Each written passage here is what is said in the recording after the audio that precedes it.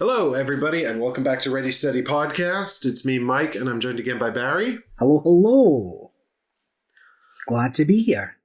And so we've got another board game-filled podcast for you. It's the only thing we really talk about on this podcast is board games, right, Barry? And slightly board game adjacent if I can get away with it. We'll try to get those tangents in where we can. All true, all true. So we'll kick off with some news and some information, and then we will go into some information about the UK Games Expo, which is in a couple of weeks. It'll probably be about a week off from the time this comes out. Barry and I will both be attending, so we'll talk a little bit about the UKGE, the United Kingdom Games Expo in Birmingham. Yeah. And then we'll go on to talk about a few games that we've been playing as well. One in particular, which is coming to Gamefound. Can't wait. Right, we need a old-timey BBC for the news. Oh, God, I do. I'll find some sound effects. We are sadly devoid of sound effects. I used to want to be a Foley artist. Oh, yeah? Except I didn't want to use anything. I just wanted to be like Michael Winslow and do all the sounds myself. Like a robot. But what have you got for us? What's new? All what's right. exciting? Well, so to kick off the news, this is the big one I've got for the news, which the only entry I've actually put in here at all, which is Ironwood, a new game from Mindclash Games. Ironwood is from two first-time designers, Maël Brunet and Julien Chaput. Sorry, what was that first name? Maël Brunet? Male brunette, along with a female blonde. This is definitely not right. I know. It's cool. As far as I can tell, first-time designers, both of them. Julian's got some fan expansions for Netrunner credited. So, someone after your own heart, I think, Barry. Yeah. But this is being published by Mindclash, and it's going to be using Gamefound's pre-order system. So, it is not going to be crowdfunded. They've already printed the game, and it's just being used for managing pre-orders. It is a head-to-head game set in a sort of some kind of fantasy industrial world in which the woodland folk take on the ironclad, who are these sort of industrial mechanized humans.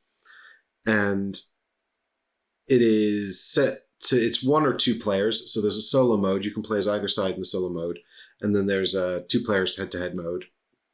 And it is supposed to be about 60 minutes. 30 to 60, it says on the box. I actually reckon that's pretty accurate.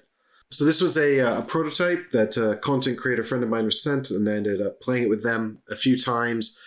And to give you a flavor of the game, it is sort of hand management card selection. So each round to round, you're each playing a card onto the table. And once you played 3 cards, alternating one at a time, you'll end the round and there'll be a small income, and then you'll draw new cards and start the next round over again. And the Ironclad are trying to expand outwards to the edges of the forest to build these strongholds that cannot be destroyed, or they're factories or something, but they can't be destroyed. So they're sort of like the timer for the game, because the wood creatures are trying to get to the inner forest around the sanctum of the Ironclad, where they will find these omens, and then they want to carry them to the outside of the wood. So they're getting these sort of prophetic totems or something, and they're carrying them through the forest to the outside. But they can be stopped, in which case the totem goes away. It also decays over time, so they kind of have to race to get it out. Is it capture the flag type feel? I don't know about capture the flag necessarily, but it's certainly got this real sort of like gambly type feel, because you're definitely conscious of the evolving board state, one against the other, and trying to keep up with the opponent's progression. But you've got the main thing is how combat is resolved, because we found the Ironclad had a real hard time populating the board and probably wanted to play really defensively and really cagey, whereas the woodland armies want to be much more aggressive. But what we ended up finding was that it was very difficult for the Ironclad to develop their forces in time to stop the woodland, but we were playing a rule wrong that let the woodland sort of advance much more quickly. So I'd like to go back and play it a few more times, but the combat is resolved with this really sort of simple card play, where the cards have they're effectively dual purpose, right? They've got an action on the bottom. You can play them for that action, or you can play them in combat for their power at the top. And everyone's got like 3 default cards that they pick up at the end of every round, plus the cards you've taken off of your deck. And some cards allow you to draw more cards, which kind of give you more options moving forward. You know, or if you want to play risky, you won't draw any more cards and you'll just play the ones in your hand for powers on the board, like recruiting more troops or getting more resource. But then you will sort of be locked into whatever you draw into your hand next round, or playing the basic cards over again. And if you choose instead to play them for combat, then you will compare the stats on both cards and see how many people die and then work out who wins. But what's kind of interesting is that there's 2 stages to the combat. First, your little soldiers will kill each other, and if one force is entirely wiped out, then the other force automatically wins. Mm-hmm. But if at least one enemy soldier is remaining, then you compare these power points or strength points, and whoever has the highest strength points will win. And the cards themselves have 3 stats, which is how many you kill, how many of your own you protect, and how many of these power points you're going to have. And it's just a straight up comparison across those numbers. So your opponent's kill minus your save is your loss, and then vice versa, that's simultaneous. And then if both survive, you compare power numbers on the 2 cards. Mm-hmm. So it really feels a bit like sort of almost like, you know, slightly more elaborate top trumps combat. And the cards are almost symmetrical across the decks. So you'll find, you know, 003, 112, etc. mirrored pretty much across both of the decks. So there's no huge asymmetry there. Well, I guess if you know the limits on what the power is, if you have a large army, you can go ahead and lose however many units. You can just go for the high power number. Yeah, so that's the advantage of having a large army, is that you can play a card that's like, say, 003, and knowing that if you... And I think we figured this out pretty quickly, actually, that the highest kill is 3. Right. So if you have an army of 4 or more, you can't be wiped out entirely, with a few exceptions. There are a couple of little exceptions that add an extra, like, kill to your card. But... Yes, I found that quite interesting, quite tense, that card play. But the thing is, like, head-to-head 2-player conflict games, it's a competitive field, you know? Yeah. Like, there's a lot of good 2-player head-to-head games. So I think you know, it really wants something, you know, quite special in there to make it stand out. To stand out, to be worth the spot on the shelf, right? I mean, shelf space is tight for most of us. But it sounds like you know, give that another go with the actual rules. Might be a bit more competitive for both sides. Yeah, definitely that would be the case. So I'll have to try and play that a few more times, and I'll come back. I'll let everyone know how I got on with it upon further plays. Sounds good. Yeah, a couple of sort of news bits, or one news bit from me at least. Still staying on the old crowdfunding train. So I wanted to talk about Nanga Parbat and the Animal Powers expansion. It's a small expansion for the Nanga Parbat game. So this is a Kickstarter, a small expansion for Nanga Parbat, and at the time of recording, we've still got 5 days to run on it. So by the time this comes out, you might just have missed it, but there's a good chance to get in on a late pledge for these ones. Now, if you don't know, Nanga Parbat in real life is the 9th tallest mountain, and it's found in the western Himalayas. But it's also known as the Killer Mountain. due to it being an extremely difficult climb. The game, though, even though it's set on the mountain, is a much more upbeat and friendly experience, but again, another competitive 2-player head-to-head game. Now, Nanga Parbat is designed by Steve Finn. He's done Biblios and Herbaceous, and he's got his own publishing company, Dr. Finn's Games, which publishes Biblios and Herbaceous, among others. I actually have Biblios, and I really like Biblios. Biblios is one that I used to carry around a lot and break out whenever I found it was good for people that didn't play a lot of hobby games. But no, he sent me a review copy of Alpajaras, which was a release last year. Not had the opportunity.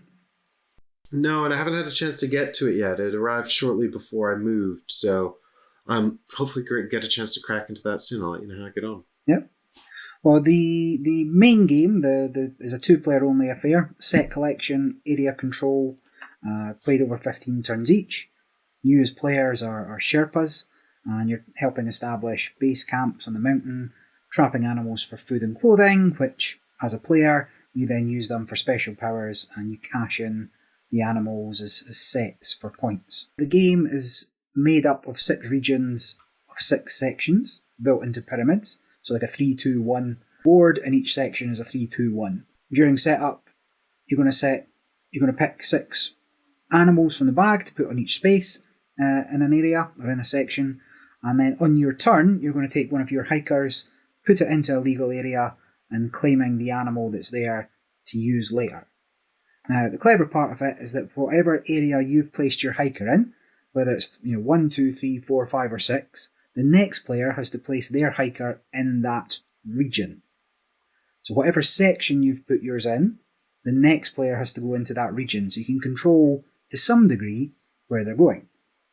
And then wherever they go, back to you. Now, every animal has a special power, which you can use at any point on your turn to switch the location of animals, move an opponent's hiker, just a wild type to use when traded in. And 5 times per game each, you'll be able to score. So players will cash in the sets of animals or hikers, either all the same or all different for points, and the larger the group, the more points you score.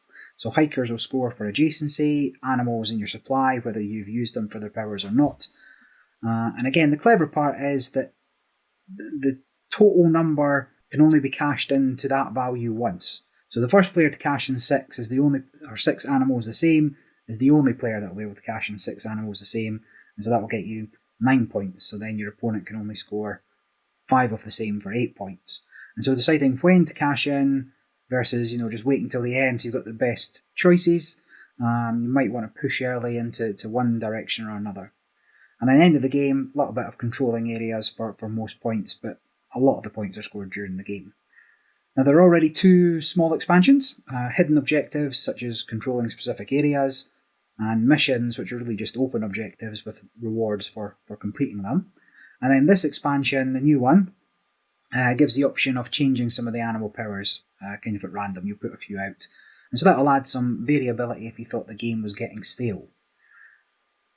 Arguably, the best bit is that the base game and this expansion are only $15 if you're in the US. It's also going to deliver in a couple of months, but they're not really shipping outside the US, so we'll have to wait until it kind of makes its way over here to play. But I played quite a few games on Board Game Arena, and I think one of my friends bought it in real life. I can vaguely remember playing in real life, but most of my games have been on online.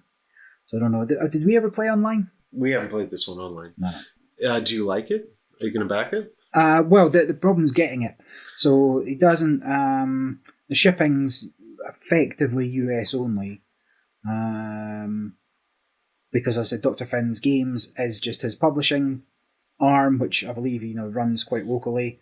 I think actually that came about. He bought an old card printing shop to start printing his games, and then kind of scaled it up into being able to publish full board games. And so he doesn't quite have the international reach, because he'll be publishing this himself, rather than China and then shipped to distributions throughout the world. So I think you can buy it, but I don't think you get. I think you're effectively going to be paying more for the shipping, like it would ship from the US. Right. So just more than likely, what will make its way over here. Obviously, the base game did, but I'll have to wait and see. But this is a really good one just to have. Like it's a 30-minute game, maybe 40 minutes, thinky enough and competitive enough. And this expansion seems to add just a little bit of variety for when you're thinking, oh, it's getting a little samey. We've still got the variable setup, but this will give you variable powers as well. And so the objective is to collect sets of animals by putting your people onto the mountain. Effectively, the game is to get the most points, right? As is many games. Right. And the way you score points is by cashing in sets of animals, either animals which are the same, animals which are different, there's 6 different types of animals, or cashing in or making base camps, which is your groups of hikers, and so that cares about adjacency on the board. Mm. And then the end game scoring, if you do that, it's sort of an optional rule, but I recommend you do, is you can control the different regions by having the most hikers there. Very interesting. I'd not heard of this one actually, so super good. So we'll play it after. Grand. What else have you got that is new and interesting? I just wanted to give a heads up that the pre-orders are open for the 3rd edition of Indonesia, which is a classic Splotter game. Have you played it? I have not. So, much like all of their other games, it is I suppose it's not as heavy as some of their other games, but also all of their games are quite heavy, depending on how you define the term. Outside Food Chain Magnet, what's like their least heavy game? Well, possibly. Well, I mean, to be fair, they've got a lot of games that I haven't played, and I think they might even have some smaller games that are hard to find and that I haven't played. I have played Indonesia, the Great Zimbabwe, the Roads and Boats, and Bus. So, of those games, I think Great Zimbabwe is probably the lightest. Although, when I say lightest, what I really mean is lowest amount of rules overhead. Mm-hmm. Well, that's arguably how weight works. Arguably, yeah, because it's still very calculational. It's very deterministic. It's all about managing resource and calculating how you're going to make incomes and ultimately buy goods to score points. Splotter games are well known for their calculations, right? And I think the philosophy is, people complain that you can lose on turn 1, but their philosophy is, well, if you can't lose on turn 1, then turn 1 doesn't matter. So why have turn 1? You could just start with more resources or whatever and get to the next bit of the game that actually matters. Right, and this is sort of what I was coming back to. They are all universally very steep skill curves, so having played it before, understanding the game is going to give you a massive advantage. Understanding the strategies available in the game, strong advantage. Indonesia is just the same as the others. In that regard, it's got pick up and deliver. It's about managing sort of the logistics of goods and this economic system. Well, what's attracting you? I mean, you're obviously interested in getting this as well. What attracts you to this one over any of their other games? I mean, I like the Splotter games in general. They do come around for print runs, and you can generally get them. There's only a handful that have sort of been out of print forever. The print runs, they come and they go, and then you have to wait years for them to come back around. Got you. Could be a while. Yeah, it could be a while. And So this is really just kind of more of a public service announcement that, the pre-orders for that are open at the moment if you want to get involved. I think, we can get into the pros and cons of Splotter design philosophies and which ones are the best ones down another time. But this one's available now. But this one's available now. It's been between print runs for a while. And if you've played Splotters before, then you know what you're getting into. Indonesia is towards the Great Zimbabwe side of the weight scale for them, rather than, the antiquity or horseless carriage side of the scale. If you like Splotter and you haven't had a chance to play Indonesia, I don't think you'll be disappointed by it. There's a reason why this is the third printing of it, and they keep reprinting it, and they've not reprinted some of their others. But if you haven't played any Splotter, this is not a good jumping in point. I don't think there is a good jumping in point. The best way to experience the Splotter is to find, ironically, it's to find someone who's already bought one but never played it and play it with them. Or just, find some friends who know the game and are willing to teach it to you, but just accept that you're going to lose. Like, try your hardest, but you're not going to win because it's, if people have played before, they're going to beat you. That's how the game is. I feel every time you go into a game for the first one, it's a teaching game, right? I'll just see what I can do. Win or lose. I'll see what I can do. Yeah, I'll push these buttons. I'll see if I can at least be chaotic enough to irritate my friends. And you never fail at that, Mike. Never fail. I never failed at that, not once. But so anyway, Indonesia, you can get it on the Splotter website right now. Nice. Just a quick note here for people in the UK. If you did want to acquire Indonesia, you won't be able to pre-order from Splotter directly because the UK is no longer in the EU. If you do want a copy of the game, you'll have to find a domestic retailer who's taking pre-orders or stocking the reprint. I do have one more crowdfunding story to cover just before we move on. And it's a little bit of an oddity, and that is Evil Dead 2 1%. Right? So 1% is a game. Evil Dead 2 is an IP, or Evil Dead is an IP, but Evil Dead 2. And this is a mashup of those two coming to crowdfunding very soon. So Evil Dead 2 1% is designed by UK-based Luke Miller and published by Iconic Studios.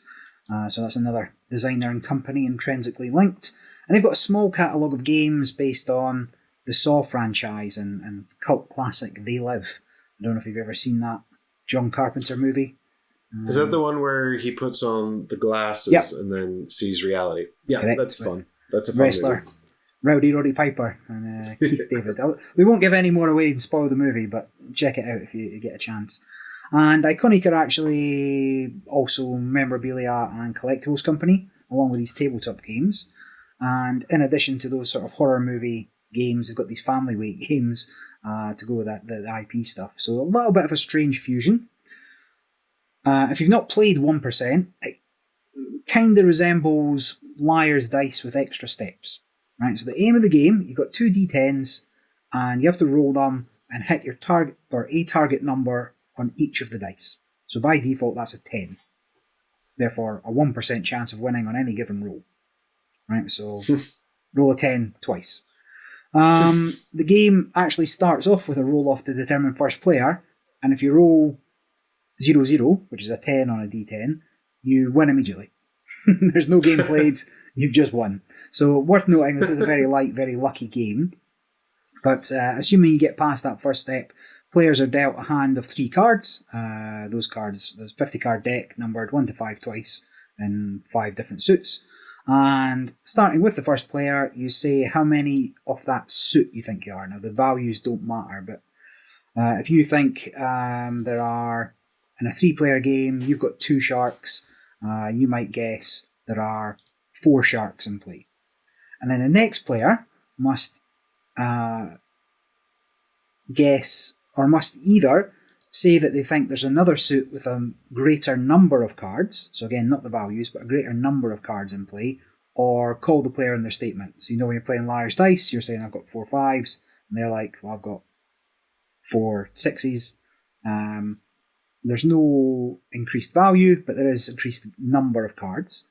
And then after somebody's been called out, because I don't think there's any more than that, before revealing, every other player can either back the person that's calling or the person that's betting. Then cards are revealed, and everybody who was on the winning side stays in, and any losers are out for that round. Until there's just a single winner.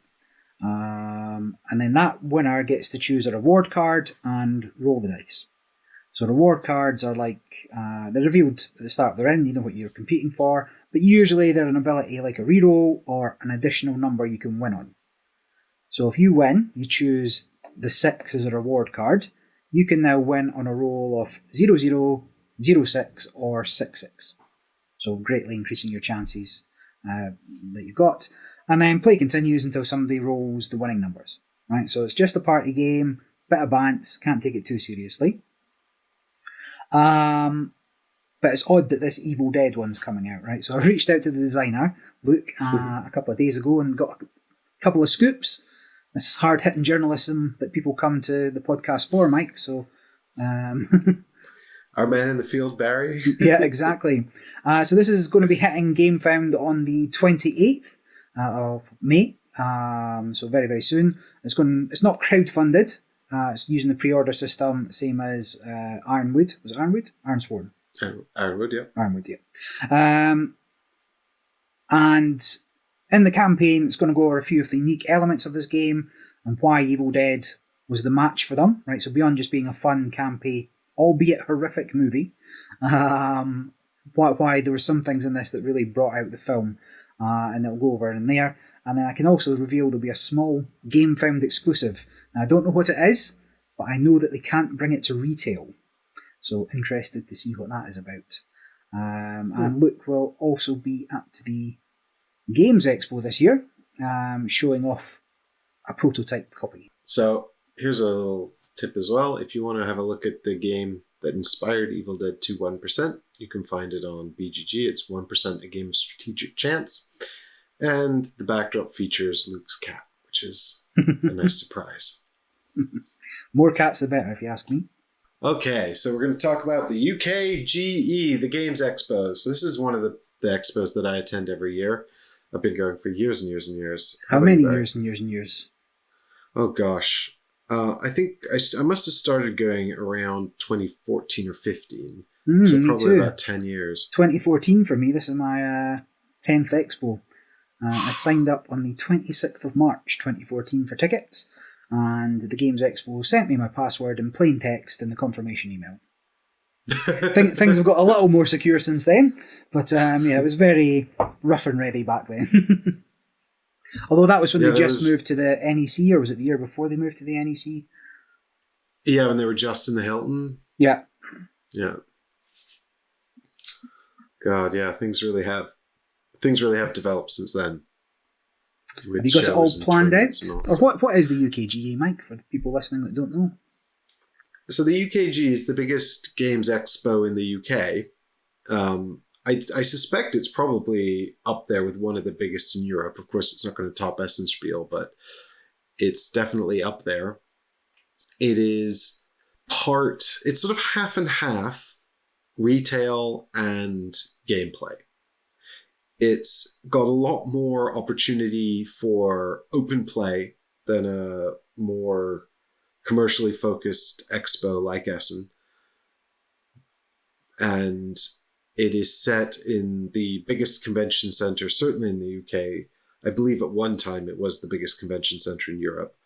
But the the NEC, the National Expo Center in Birmingham, which is enormous. If you've only been to the UKGE there, as many of our audience probably, if they have any experience of the NEC, will have only attended the UK. Well, they might, I don't know what you do in your free time, but you will have gone to the UKGE probably. Might have gone to see Westlife.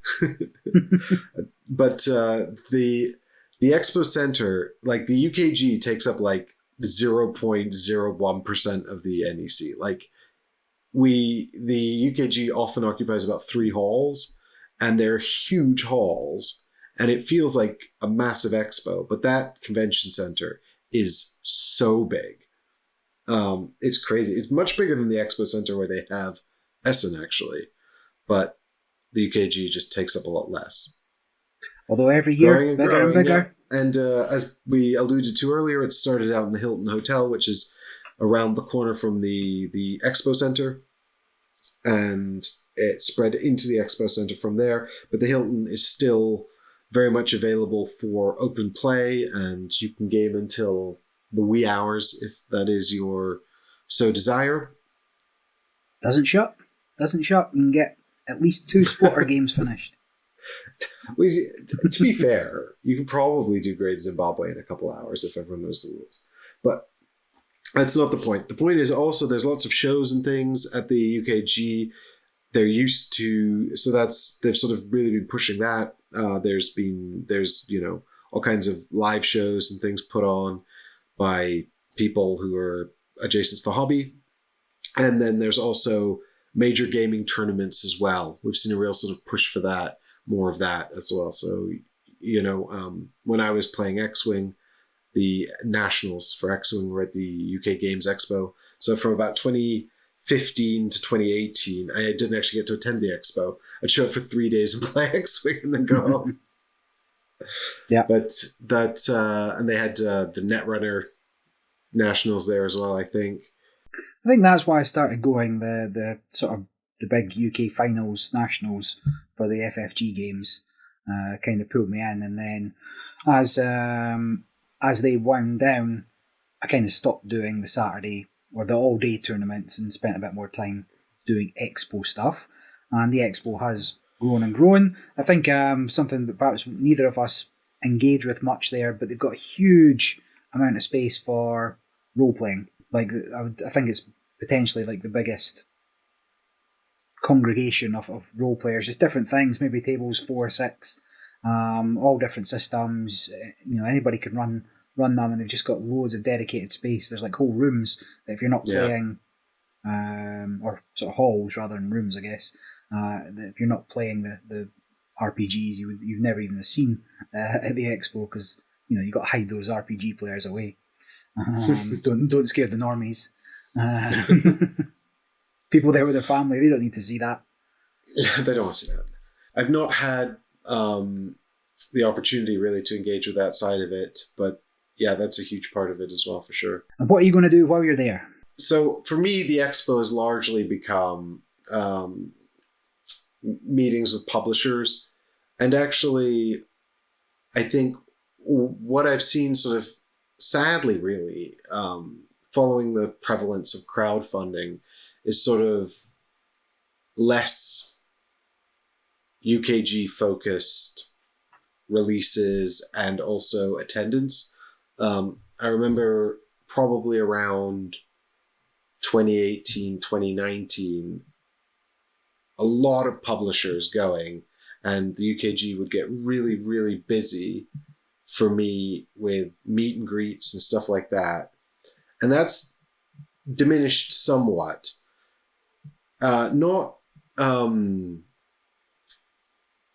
in terms of, there are some major publishers that used to go that don't attend anymore, but also the sort of the focus on the convention has diminished as well. And I think publishers are a lot more focused on Gen Con and Essen.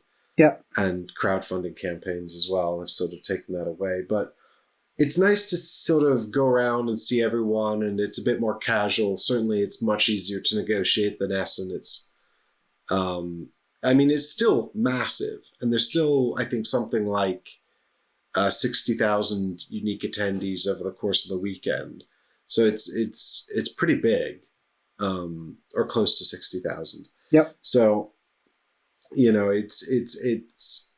it's really large, and one of the things I really love about it is that I get to see a lot of the people I know from the industry there, but also there's open gaming space. So we actually have a chance to hang out and maybe play some games, or if we're going to demo something, there's a chance to actually set it up and look at it. Whereas,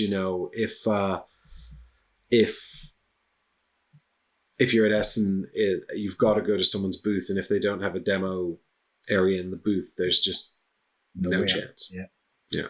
I think that's one of the strongest features of the UKGE is their ability to play. It's there for gamers, right? And whilst, huge retail component to it and huge sort of promotional element for people being able to show off their game, and this is coming to Kickstarter or the crowdfunding element.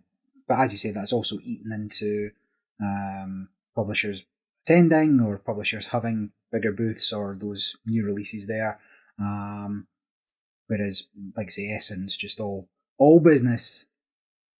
Well, and I think what's great for people who are not, because that take there is very much like sort of someone who's involved in or industry adjacent, But I think if you're a regular, just hobbyist, it's a really great, and you want to get there and you want to try some games out and you just want to demo some stuff and then maybe buy a game and play it. It's perfect for that. I actually don't think there's another convention that really compares, because a lot of the conventions with open gaming or really good open gaming space don't have a really good retail space, or if they do, it's not publishers, it tends to be retail stores, and retail stores don't really have good demo tables. They'll just have stock available to buy. So the one thing that really makes the UKG valuable, I think, to people in the hobby is that there are a reasonable number of publishers there. And while they're demoing stuff that's probably been out a little while or maybe came out last Essen or something like that, so it's not like hot new exclusives, it still might be games that you've never tried, you haven't had a chance to try, you might have been interested in. So now you can actually demo it. And if you do want to buy it, then you can find somewhere to play it. Yep. And there's not many conventions that have that marriage of publisher attendance and open gaming space. I found it's been very the smaller publishers, self-publishers, people that are coming to crowdfunding in the future. I found there's a lot of them there, and so very rare to get the opportunity to play a game before it's even come to crowdfunding. To check it out, and just booth after booth of these smaller first-time publishers or just people with a product that's planned that isn't yet available elsewhere, and they'll have a demo copy, a prototype copy, and you can get a good feel for it much rather than just have to go to the page. So I found that's been quite useful, even if and like I say, there are still huge publishers there, like Lorcana last year was the, Ravensburger. Everybody's still there to some degree, or not everybody, but there's still a lot of big publishers there. Yeah, there's still a lot of big publishers there, and certainly companies that have sort of one or two Kickstarters or something like that, or even smaller companies that have just sort of done one Kickstarter. They're often present, and that's nice, and to an extent, it's nice that the convention is more accessible to more independent producers and designers. So there is often a sort of a slew of interesting designs for us to go and check out and investigate. So Thursday night for you got a press ticket? Yeah, so there's a press preview on the Thursday, so we'll go down for that, and then we'll hang out, and we'll do Patreon meetup one night as well. That's always fun. And then... and tell me, Mike, what tier do I need to... You can actually access the Patreon meetup if you have ever been a Patreon at any level, Barry. So there's no requirement... No tier required. No, it's $1,000. Yeah, $1,000 just for a handshake. Yeah. Don't even get a $2,000, and I'll take you to Five Guys. No, kidding, of course. So if you have ever been a patron or you're interested in becoming a patron and you want to meet up at the UKG, you always can. We organize it on the Patreon Discord. Nice. But that's one thing I'll be doing, and I also will be participating in a meet and greet and competition on the Saturday at 3 o'clock in the afternoon at the Game Toppers booth. And I think, now don't quote me on this because I don't want anyone to be disappointed, but I think there's a chance Paul Grogan from the almost as famous YouTube channel Gaming Rules will also be there. Nice. Maybe, if he doesn't want to get upstaged. When are you going to get a Ready Steady Play booth? That's the real question. What would we do there? I don't know. Nothing. That's the joke. It's just an empty stall. Yeah. Filled with all our listeners. So that's one thing I'm going to be doing is the Patreon meet and greet. Game Toppers on Saturday at 3 p.m. Come and see if you can win a thing. And then also, I will be there with a prototype design. Of yours? Of mine. Wow. And it's not ready yet, Barry, and I'm under a lot of pressure to get it ready. But I will have it. I'll go to Barry. Barry will sort it out. But I'll have more that dice. in the playtest area on Sunday from 1 until 4. So if you want to come and play that, it's best at 4, I think. And come and give it a whirl. Let me know what I need to do to make it good. Will do. And of course, we didn't even touch upon the playtest area. There's so many different things there. I'm there Thursday night as well. I'll just be gaming in the NEC or the Hilton. Friday morning, taking part in the Forest Shuffle tournament. I know you're less keen on it, but I'm going to get those promos. Bit of a wander around, get some food at the food trucks, and then I'm going to go to the Death Trap Dungeon live event. So there's a reading with Ian Livingston of Death Trap Dungeon, the Choose Your Own Adventure book, and then get back around the halls and play some games until the wee hours, as we were saying. Saturday is almost always the busiest day. I don't mind it. There's still room to move around. I will not dismiss families from coming, but if your child is super small, they're not going to have a good time. And then Sunday, often quite tired because we've been up late for 2 nights or 3 nights straight, but still usually stuff to see that I've not managed to get around to. Like last year, I planned it out row by row using the map, which is currently available. And there were still things that I didn't know were there and didn't know what was going on. So get round, any last minute purchases, not many, trying not to buy things this year. Finalise any trades, there's a lot of in-person meetups and trades and the bring and buy, something else we didn't talk about. And then I'm going to go to talks. There's the main stage, there's little rooms. I'm going to go see Rosie from Cozy Board Gaming and Danny Standring. She's on TikTok at least. I met her at Aircon. She was lovely. Danny? Or Rosie? Rosie. Rosie, yeah. Yeah, she's localish. Done a few things. But there's obviously some games I'm keen to see, right? So there's things that are going to be new there, things I don't know, but have never seen before or haven't been seen before.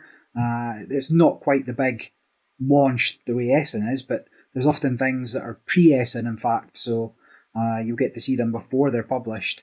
They're just not really there to buy or actually have the finalised versions at some point. So, yeah. What games are you super keen on? Or have you got any lined up already that you really want to play or see? So there's two sort of main things I wanted to mention in this segment. The first one, actually, I'll mention just very quickly is a new game from Shadowborn Games. So if you don't know Shadowborn Games, they are the Oathsworn team. Oathsworn is their only game, as far as I know, from Shadowborn Games at least.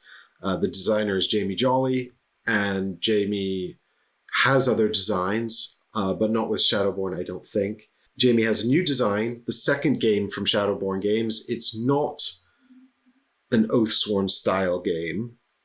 There is actually a system called Oathsworn. I can't remember what they call it now, Grim Narrative or something. But it's the sort of the Oathsworn style of this campaign sort of narrative-driven boss battler type thing structure. Anyway, this is a complete departure from that. It's called Avalon the Riven Vale. And from what I can tell, it's a 1 to 4 player area control game with lots of miniatures that is themed around Arthurian legend and mysterious exploration. So there's this concept of mysterious magical fog, and you are representing your faction riding forth into this unknown area in order to explore it and ultimately take control of it. Minis? Lots of minis. Yeah. And it's using that... so there's loads of minis. They're colored plastic, which I really appreciate because I'm not much of a painter. And they also use that system that Awakened Realms have been using and Ludus Magnus have been using, where they attach clear plastic parts. Mm-hmm. So it's going to be that sort of 2 types of plastic, colored plastic and clear plastic on the miniatures. I mean, do you remember, what's that term for when 2 things come out in the zeitgeist and they're very similar? Do you know what I mean? Like the Deep Impact versus Armageddon. Yeah, Deep Impact and Armageddon. I don't know what you mean. I can't remember what it's called. If there is such a thing as twin movies but in board games, I would have thought it would be Riven Vale and Mordred, which is the Simon one that was on Kickstarter about a year ago, I guess, maybe less, which also looks like an area control game themed around the Arthurian legend that features exploration through a magical veil. And I don't know what it would have been in the zeitgeist that sort of inspired these 2 games to be developed in a similar time frame. But I'm a big sucker for sort of King Arthur themed things. Like, I don't know much about the actual history of King Arthur, but I like King Arthur-y stuff. I read The Once and Future King when I was a young person, and I just like I like the fantastical idea of knights and castles and things much more than the actual reality of medieval history. I like the sort of the fairy tale depictions of that sort of thing. And I liked a legend, right? Yeah, I like this sort of legends and mythology of it as a setting. So I'm a big fan of that sort of like Arthurian legend type stuff. It just kind of gets me. And so I did get it. I did go in on Mordred as well, but I'm also very excited about Avalon the Riven Vale. Jamie's got a lot of kudos as a designer as far as I'm concerned, because they set, their standards very high for Earthsworn, and they delivered on it as far as I'm concerned. And now they've got all this sort of space to play with. Mm-hmm. Fingers crossed, that they're going to deliver this awesome product that sounds right up my alley, and not, a troubled second album. Yeah, that difficult second album. Yeah, but I've got. I'll definitely go and check this out. I'm excited to have a look at it and see what's going on with it in more detail. But I believe it will be coming to crowdfunding, so it is far away from any kind of, you won't be buying it. Availability. Nobody will be walking away with it unless I get hired to make content. Get a copy. Nice. I mean, there's one thing I'm definitely buying, right? And I know I said I wasn't buying anything, but expansions don't count, so not a problem. Right. So the only thing that I'm definitely buying there would be Parsons Games Distilled Cask Strength, right? So that's a small... Right, I saw that. It's been out for a while. Like, I could buy it now, right? I could order it now, but the shipping from America or whatever is it's more than the cost of the few cards that come with it. So it's just a small expansion that just adds more. There's a few different items, there's a few different... I think there's a few different solo cards, and a few different bits of equipment, a few different special ingredients. So it's just a little bit more. But while I'm there, I might as well have a look at their new game, Luthier. Yeah, so I demoed Luthier last year. What did you think? It's very different to Distilled. Before we move on to Luthier, actually, are we going to disagree about Distilled? Because I wasn't that impressed with it. I think it's fine. It's quite an even keel throughout the game. Doesn't really have massive highs, but similarly, it doesn't tend to have massive lows unless you get really, you really pushed your luck. You could get really unlucky. Yeah, like you've really gone for your signature distillation, and you've hardly, you've not mitigated that well. I think it does play out. I played it quite a lot. I think it does play out quite, as I said, quite even. And I think that's maybe why you're less keen. But just you have to assume that you are eking out points. You're looking for ways to capitalise on what you're making. You're making a single spirit every turn. Like there's no combos in that kind of sense. You bought stuff that's going to give you extra points for aging it and saving it for a couple of turns, or if you're just banging out the spirits that are sold straight away. And the points also kind of even out. But I've seen some reasonable spreads where people haven't really got on board with it. But no, I think it's definitely a game, and I think it's I'd say more than fine. Like, I'm keeping it. Right, I enjoy playing it, but it's not one that I think I can get a lot better at. So we received a review copy of Distilled from Paverson Games, and we're very grateful to David Beck, the designer, for giving us that. He was very generous to do that, and we're always grateful for the review copies we receive. You guys are getting paid? What? But I was very excited by it. It's a lovely product. And if you want to see more detail about Distilled, you can check out the 2-player playthrough I live streamed with Michael on the show. But that's the only play I've actually had of Distilled. Well, no, that's not true. We played it once before the live stream, and then we played it again on camera. So 2 plays, I guess, at 2 players. I'd actually also say the solo mode is quite good as well. Which I cannot comment on. The solo mode's almost more interesting, because you're not really paying attention to what other people do so much either. Like, there's rarely competition for... It's not a game with player interaction. Not really.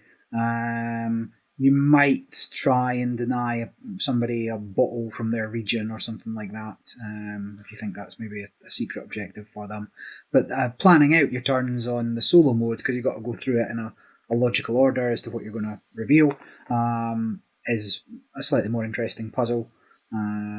So I think just for that, it's worth it to me to keep, and I think the game itself is it's entirely playable. It's easy enough to teach. It is a fun. I put it on par with like Wingspan. Yes, yeah, I think that's fair. And I think if I had the opportunity to play either, I would actually pick Distilled, but that's because I played so much Wingspan. But I prefer to play something else to either. Fair enough. I just purchased Wingspan on Steam actually, regretting that because overwrought. Yeah, it's that. Well, you can see our live streams of the app on Thankmas when we live stream the annual Game of Wingspan app. But just coming back to Distilled to wrap sort of that up, because I would be interested in more variety, and there are some nice things in Distilled. You're running a brewery or a distillery. No, it is a distillery, of course. It's a distillery that you're running, and you're acquiring equipment and things and upgrading it. And as you go through the course of the game, it's asymmetrical development, which is always exciting to be doing your own thing. But it's got these revolving marketplaces where you're acquiring cards from, and some of those cards are equipment for the distillery. Some of them are goods for manufacturing the drinks, like bottles that Barry referenced.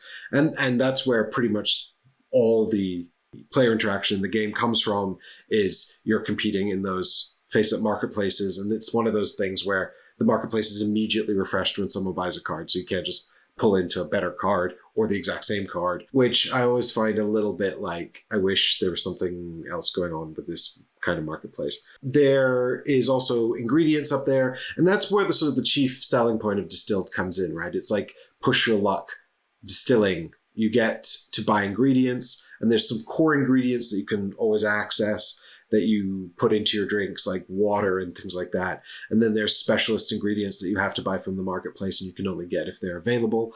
And when you get to the distilling phase of a round, you shuffle up the cards, you have to take some out, which is called the angel share, and then you have to check to see what you've made, which is exciting as a premise. I really liked it. I like push your luck. I like the idea that you could sort of flirt dangerously with making a more complicated spirit by, having fewer cards. But fundamentally, the thing is you can only distill one spirit per round, and even the basic spirit stuff, they give you points, and they also give you economy. And if you fail to make a spirit at all, you wind up with moonshine, which is terrible. And that felt so bad, it almost never felt worth risking that. I was also a little disappointed you couldn't make more than one spirit per round, which I would have liked the idea of, do you risk trying to make 3 or 4 things and maybe you get lucky and make a few really good things, or do you just guarantee you're going to make one thing, but it's going to be excellent? So I was a little disappointed about the lack of sort of diversity in the distilling phase. Something that didn't bother me, but might bother people who are looking to get this for the theme, is also the distilling. This is not how distilling works, thematically, at all. But, you cannot try to make gin and then some stuff comes out and then suddenly you've got whiskey, It's just, because you have to decide what it is until you see what you made, so. Exactly. You check the leftover ingredients, and if you can't make anything better, you wind up with moonshine. And I believe that's possible because moonshine, I think, is just alcoholic whatever. Yeah. So I think you can accidentally try to make gin and accidentally just wind up with moonshine. But actually, I don't know. You could accidentally wind up with vodka if you don't put any junipers in, Yeah, so there's a certain amount of overlap among very basic spirits, but you definitely can't accidentally wind up with tequila or whiskey or any of these more specialized spirits, or the ones that are controlled by national regulations. But I mean, again, the thing is, that aside, I've not seen, and you can correct me if I'm wrong here, but I've not seen. This was my one of my sort of takeaways from the final thoughts of the live stream, was just that it's a very expensive game, because I don't think they've ever produced a version that's not the sort of fancier Kickstarter edition. Yeah. So I think it's about £70 for a game that doesn't really feel like it should be that expensive. Albeit the production is amazing.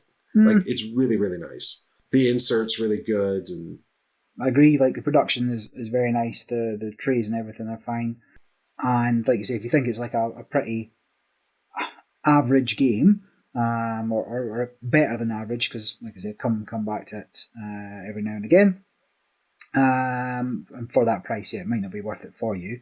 I think if I was to look at a proper big box expansion to it, you'd want something like some way of comboing, some way of doing multiple, pushing your luck more with, say, multiple spirits, and then a marketplace, right? They flooded the market with tequila. There's no point in making tequila now. Something along those lines. Like a sort of a supply and demand type mechanism. Yeah, I think that might just take it into the slightly more decisions. Leaning into the push your luck thing, or some kind of supply and demand economic system. That would have been, I think that would have really elevated it for me. Yeah. But so I think it is an absolutely solid game. I still play it. I still enjoy it enough when I play it. Can't argue. I'm not going to argue that it's the best game in the world. And, well, you've had my thoughts on it, and you can always go and check out the video if you want to know more. So back to Luthier. Luthier is very different. It's a heavier game, and it's a worker placement game in which, and it's David Beck's design again. And this one, Abe Burson as well on this one. I don't think he's done too much that's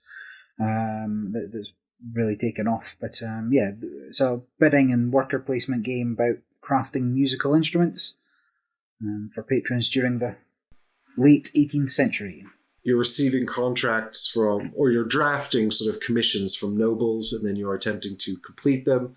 And you've got to decide which of the areas you want to go to on the board. These areas are things like acquiring the resources like wood that you need to make the instruments. They are crafting the actual instrument itself. I believe there was a space for upgrading your pieces, like learning the craft, improving the craft. And there was some kind of space for performing as well. I mean, it's been a year, and it was a black and white prototype. But the workers that you have numerical values on them. So everyone's putting the workers down into these spaces, but then once the worker placement step, and the values will be hidden, and then once the worker placement step is complete, those numbers will be resolved and the workers will jostle into an order descending. So the person who placed the highest number will get the most powerful version of the action. And so you have to be sort of planning your turns around that and prioritizing the action spaces and what you want to do. And then ultimately you can produce these instruments to complete these contracts. And there was an element as well of furnishing the orchestra. So the person who commissioned you to make the instrument, I can't remember if this is exactly right, but the instrument would then go into the orchestra and you'd be able to claim the spot within the orchestra. So like my trumpet is the first trumpet, Yeah. And that would get you sort of extra prestige, which is how you win the game. And I remember actually really enjoying the rough prototype. There was no mechanism in it that made me go, oh, this is the thing that, makes this stand out or sets this apart. But I remember it being a really solid design, and I got quite into the process of it. And I also remember really enjoying making a saxophone for Queen Victoria. The imagery was just very amusing. Yeah, historically accurate. Well, in terms of the bidding system, obviously looking at the prototype components, it looked a little like Furnace. I know it's different in that it's a closed or blind bidding. Yeah, it's a little different to Furnace, because Furnace is face up and you've got perfect information to make your decisions. The prioritization feels a little similar, but yeah, is it just order, or does it also affect the strength of that action? Good question. I'm trying to remember. I think it does, because it gives you priority. So someone might take the card you wanted if it's about getting cards. Fine, but it's not like if you do a 4 strength worker, you get 4 of it, and if you're a 1 strength worker, you get 1 of it, like Furnace. Well, now, here's where my memory of the prototype gets hazy, but I believe there are also worker placement spaces on your board, which are where you actually make the instruments. So like I said, you go out to the main game board where you're competing in spaces to put on the shows and get the resources. And then on your game board, you'll put down workers to actually craft the instruments. And the workers you put on your board, their strength will determine the strength of the action, insofar as they'll determine the expediency with which the instrument is produced and also its overall quality at the end. So there is some incentive to maybe hold back your strongest workers to do this thing on your own game board where you're not competing with other people, but now you're going to be less competitive on the main game board if you're prioritizing that. Yeah, seems interesting enough. So that is, I believe it's going to be there as a sort of final prototype. I think it's coming to Kickstarter in July. I think I talked myself into trying to set up a demo of that. Fine, so that's definitely one thing I'm going to check out there. What else has piqued your interest? Just kind of 2 more things I want to mention, really. There is going to be a stall for a company called Stuff by Bez. Bez is Bez Bonnie Beth Shariari, and she's a game designer. She does these little decks of cards that are many different kinds of games, huge range of games in there. She's sort of best known for word games, a game called Wibble and L that she designed early in her career, but also she's got a game called In a Bind. So a game called In a Bind, which became a commercially distributed game called Yogi. And it's another deck of cards that's a dexterity game where you're drawing cards and you have to hold them in different ways. It's almost like Twister with a deck of cards, right? And then if you drop the cards, you lose. So that really just amusing stuff. And she's a really creative designer. Full disclosure, a friend of mine. I've known her for years, but we used to go to the same game club in London. You've both moved away, right? Yeah, we both moved away, so I haven't seen her for a while. So I'm excited to go and say hello and see her new designs, because she's just sort of really outside the box, creative thinking, and because she's largely self-published through her company Stuff by Bez, it is quite hard to find her games. So something like the UKGE is the best place to pick them up, because she'll be there with her stock and you can go and get them. I know that she's got a new version of the L game, so if you've played her word games before and you like them, there'll be something new there for you to check out. There's going to be a reprint of Kitty Cataclysm, which was good and popular. I like that one a lot. And there's going to be a game about taking turns bidding on stuff, aiming for majorities, which all sounds like things I really like. So I'm keen to see what that is and what she's doing with that. And finally, also, she's got a game that she's working on. I don't know who's publishing it, if she's going to do it through Stuff by Bez, but it's a co-design between her and a designer called, whose name I'm going to butcher, sorry, Durek. So it's Durek Sikiklu, and it's called Auctionland. And I was actually at a design meetup and Durek was there demoing the game, so I got to play it. And it's vaguely reminiscent of Isle of Skye, where you're sort of taking tiles that you'll ultimately place into a pattern. You're pattern building, trying to get the tiles to make the points. But on your turn, you'll take 2 tiles, one of which goes into your pattern, and the other will go up for auction.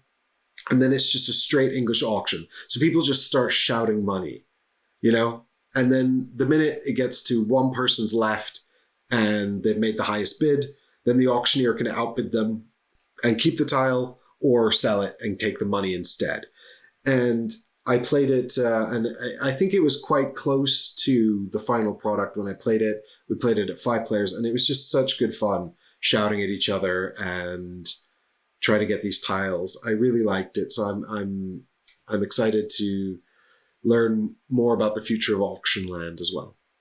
If you do want to find Bez's games in the wild, the best thing to do is Google Stuff by Bez. That's the name of her company. But the shop is very rarely stocked because poor Bez is a one-person operation. And so, like I said, the best way to get her games is to find her at a convention. The best one to do that is at the UKGE. But if in doubt, you can always find her through her website. Nice. I might quickly fire through a few things I was interested in having a look at. One I think will be attracting a lot of attention is Lord of the Rings Duel. Lord of the Rings Duel for Middle-earth, which is a re-theme of Seven Wonders Duel. That sounds exciting. Have you not seen this? No, I haven't seen this. Pretty interesting. So it's published by Repos Productions. This one's illustrated by Vincent Dutrait. Must be his whole job these days, illustrating board games. And still designed by Antoine Bauza and Bruno Cathala, same as the normal Seven Wonders Duel. So it's a lot like Seven Wonders Duel, except there's a map for the battle segments and a few other things, and I'm not mad reusing the system, because I've played like over 250 games of Seven Wonders Duel now, mostly in Board Game Arena, pretty decent at it. 368 ELO, and I was still climbing by the time I kind of stopped playing. But even with expansions, I've seen a lot of the game. The only thing to go back for the prospect of getting better. I wasn't bored of it by any means, but as an Omni gamer, after 250 games or something, I kind of move on to something else. So this seems to freshen up the formula a little bit. I don't think they've really announced, they've not explained the rules or anything yet, but there's like a map of Middle Earth, and you're competing over different areas for the army elements of it. So I think that'll be one of the big attractions of the expo. Because obviously Seven Wonders Duel, very popular game as well. And then just very quickly, some things that also kind of caught my eye. There's Mandalorian Adventures, so more Baby Yoders. You may be able to see behind me there. Love a bit of Baby Yoders. Published by Unexpected Games, designed by I could say it before I tried to say it. Is it Corey Knitska? Yeah. I can't even say his first name, never mind, Knitska. I'm just joking on the words. And it's a book-based co-op game, so a little bit like Jaws of the Lion for the Gloomhaven, where it was pre-built maps in the book, and then you play cards to trigger all different actions throughout it. Although, more and more games seem to be getting designed with this book-style format where you can go through it as a campaign or individual maps for them. Not a lot of information about how it plays out, but that's why I want to go check it out. Then, Corey's a very well-established designer. Yeah, with some hits and misses, but a lot of pedigree. So Yeah. be interested to see what he's done with that. It looks like it's going to be pretty decent, like Star Wars, like Baby Yoda's, like games. Then another one, Boop the Halls. So this is a Christmas-themed game of Boop, designed by Scott Brady, published by Smirk and Dagger. And if you don't know Boop, it is a game of, it's like a 5x5 or a 6x6 grid, where you're placing down kittens, and if you place a kitten next to another kitten, it will boop that kitten one space directly away, and if they go over the side, then they fall off. Aim of the game to get 3 kittens in a row, which will then upgrade those pieces to cats, and you win the game when you get 3 cats in a row. Kittens can't boop cats, cats can boop kittens, and cats. Anyway. Yeah, I think we played this on BGA, but Boop is very amusing. I'm continually surprised how there continues to be more versions of it. It's a very simple game. Well, I own Boop, which is the Halloween themed one. I play that pretty often. So it's the same game, apart from there's a ghost cat that moves around booping things for each player. And this Boop the Halls is now 3D. So there's like multi-tiers of the map, and there's an alternate win condition of booping all your opponent's ornaments off the Christmas tree. So the 3D map represents the tree. So, well, that is exactly what that needed. It probably didn't, but well, I don't know, man. Like, I was sitting there thinking, like, boops are good, but you know what? I want to knock something off a table or take down a Christmas tree. Yeah, boops and bats. Yeah. And the last one I want to there's dozens of games that I want to go check out, but last one I'm definitely going to have a look at is Conservas. Right. Which is the solo Scott Almes game that was recently just finished on one of the crowdfunding sites, I think Gamefound, published by Salt and Pepper Games, and I very nearly backed it, right? But as I've said a couple of times, I'm trying to buy fewer games, or buy less games, since there was no upper cap to how many games I might buy. And this is a solo-only game about owning and operating a small seafood tinning company off the coast of Spain. And the flow... Yes, I have had that dream. This is why you can live vicariously through board games. But the flow of the game seems to be go fishing. What you leave determines what repopulates next time you go back. Then the stuff that you fished, you match up to orders. Then you use what you've sold to upgrade your fleet to go fishing again, and just kind of loop round in that order.